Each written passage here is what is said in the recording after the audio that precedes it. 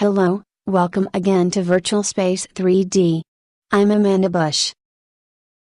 Our monthly reports bring you the latest news on exciting progress in the commercial development and scientific exploration of space.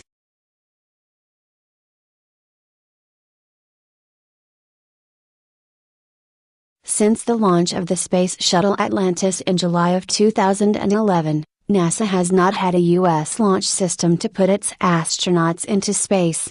The agency currently pays Russia to take astronauts to the International Space Station, most of which was paid for and built by the U.S. NASA plans to change this situation, but in a new way for the agency. Instead of NASA designing and contracting out the building of a single launch system, the Obama administration decided to hire crew transportation services from 2 or more commercial launch companies. This follows the model of the successful commercial cargo program in which, for a relatively small amount of money, SpaceX and Orbital Sciences each developed systems to deliver cargo to the ISS. SpaceX's system can also return cargo from the station to Earth. The agency provided funding for the companies to develop their launchers under fixed-price contracts with money paid only as a given milestone was achieved. NASA's Commercial Crew program began with several companies, but the selection for the final phase of the program came to a contest among Boeing, Sierra Nevada, and SpaceX.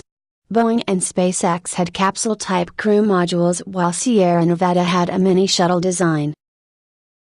On September 16, NASA announced that it had selected Boeing and SpaceX for the Commercial Crew. The companies split nearly $7 billion to complete development of their vehicles, carry out test flights, and complete 2 to 6 operational missions to the ISS. Each flight to the ISS will carry 4 astronauts along with cargo. The goal for both companies is to begin operational flights by 2017. SpaceX, however, is ahead of Boeing and could start by 2016 if they do not run into any serious problems.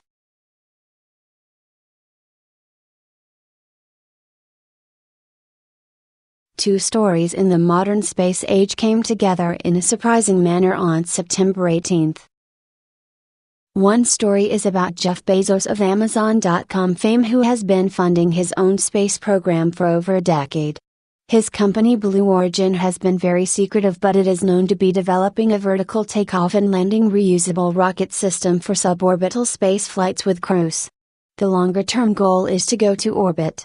It was also known that they developed a powerful liquid hydrogen-liquid oxygen engine for their launcher.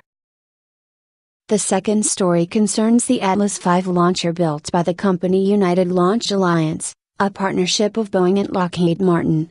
The Atlas V is used primarily for launching military payloads and has been very reliable.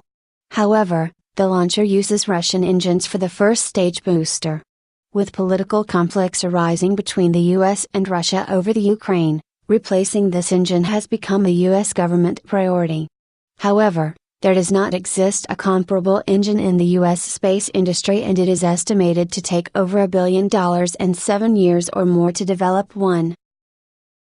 On September 18, Bezos revealed that Blue Origin had been developing a large liquid natural gas liquid oxygen engine for about 3 years.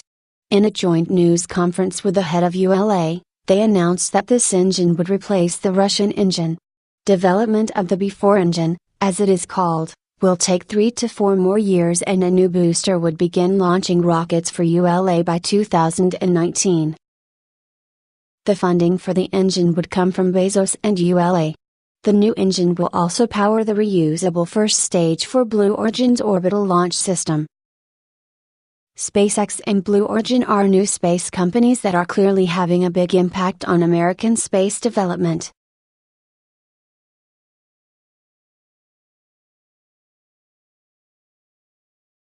After a 10-month voyage, NASA's Mars Atmosphere and Volatile Evolution spacecraft, or Maven as it is called, successfully went into orbit around the planet on September 21. The thrusters on the spacecraft fired for 33 minutes to slow it down enough to be captured by Mars gravity. Over the next several weeks, the thrusters will be fired to bring the current wide elliptical orbit down to a circular orbit close to the planet. The orbit will get as close as 125 kilometers from the surface. The spacecraft needs to get as close to the planet as possible because the goal of the mission is to study the upper atmosphere of Mars for clues to its history. It is believed that the Martian atmosphere long ago was nearly as thick as Earth's but was gradually lost to space due to the planet's slower gravity. It is now only 1% as dense as Earth's. The instruments on the Maven will sample and analyze particles from the atmosphere. Just today, September 24th, another spacecraft arrived at Mars. The Mars Orbiter mission, or MOM, is India's first mission beyond the Moon. It is intended to demonstrate the country's scientific and technical capabilities. The spacecraft will also study the atmosphere, plus its imaging systems will study the surface of the red planet.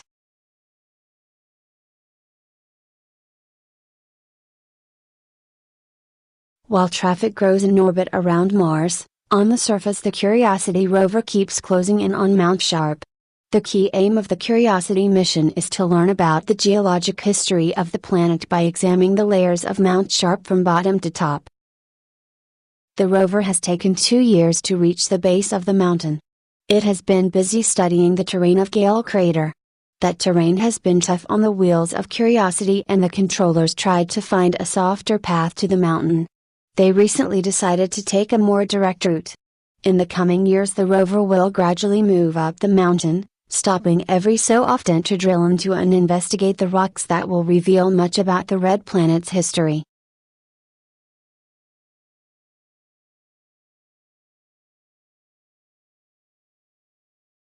We reported in the previous show that the European Space Agency's Rosetta spacecraft was approaching the Comet 67P and its odd double shape was gradually coming into focus. Since then Rosetta has reached to within 30 kilometers of the comet and sent many spectacular close-up images. Rosetta will accompany the comet as it circles around the Sun. The comet has already begun to emit vapor and dust as the Sun begins to heat up its surface. An important near-term task is to decide where Rosetta's lander, named Foley, should touch down on the comet. The spot should be of scientific interest but be relatively smooth. On September 15 the Rosetta team announced the spot chosen for the lander. Site J, as it is called, is located on the head of the comet and is marked by the X in the image.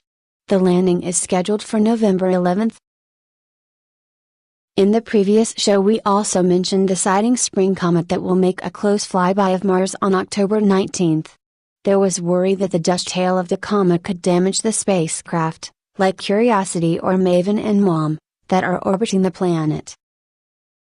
The current view, however, is that the density of the dust will be much less than earlier believed. So the spacecraft should not be in danger.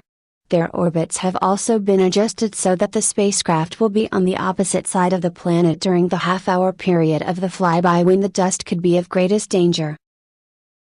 However, there could still be some terrific images of the comet taken by the orbiters as the comet approaches and departs from Mars.